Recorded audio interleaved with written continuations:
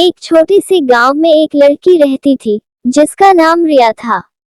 रिया की शादी एक अच्छे परिवार में हुई थी और वह अपने ससुराल में बहुत खुश थी। लेकिन रिया की सास श्रीमती शर्मा बहुत ही कठोर और सख्त थी। श्रीमती शर्मा रिया को कभी भी खुश नहीं देखती थी और हमेशा उसे कुछ न कुछ कहती रहती थी। रिया ने सोचा कि वह अपनी सास को खुश करने के लिए कुछ विशेष करेगी। एक दिन रिया ने अपनी सास के लिए एक सुंदर साड़ी और एक जोड़ी जूते खरीदे। लेकिन जब उसने अपनी सास को यह उपहार दिया तो श्रीमती शर्मा ने कहा, तुमने मुझे यह उपहार क्यों दिया? तुम्हें मुझे खुश करने की जरूरत नहीं है।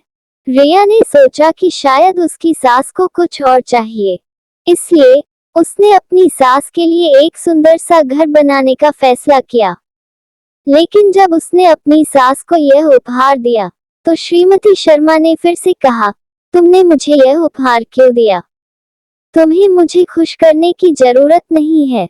रिया ने सोचा कि शायद उसकी सास को कुछ और चाहिए, इसलिए उसने अपनी सास के लिए एक सुंदर सा बगीचा बनाने का फैसला किया।